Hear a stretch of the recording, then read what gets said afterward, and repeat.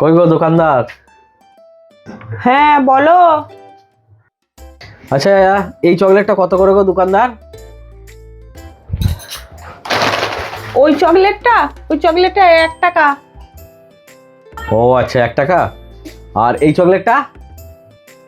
এই চকলেটটা এটাও 1 টাকা। আর এইটা এই চকলেটটা? ওটাও 1 টাকা। এটা। তাহলে এক কাজ করো, তুমি এই চকলেটটা আমাকে 10টা দিয়ে দাও তো। এইটা 10টা, তুমি বার করে নাও। বেশ ঠিক আছে।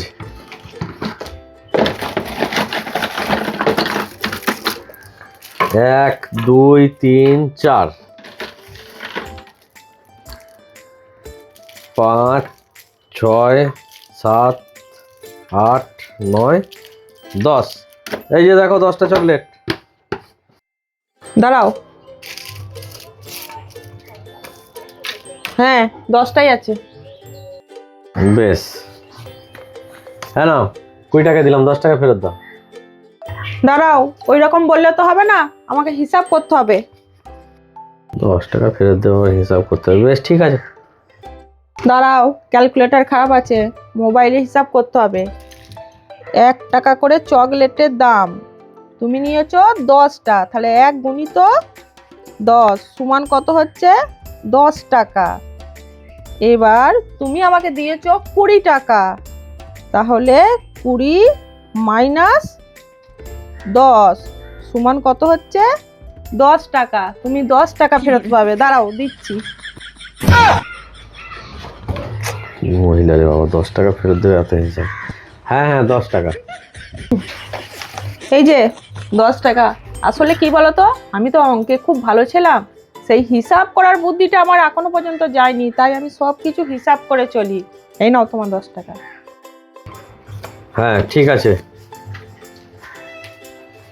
আচ্ছা, 5টা চকলেট আমি তোমাকে ফেরত দিয়ে দিলাম, হ্যাঁ, আর 5টা আমি এই চকলেট নিয়ে নিচ্ছি, ঠিক আছে?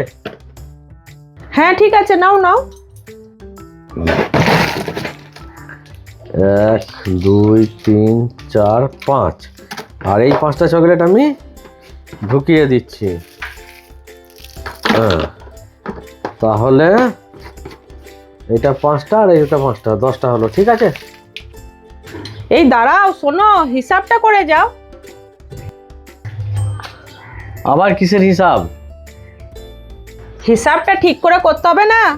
তুমি প্রথম চকলেট নিয়েছিলে 10টা, তার মধ্যে ফেরত দিলে আবার 5টা, তাহলে হচ্ছে 5টা চকলেট।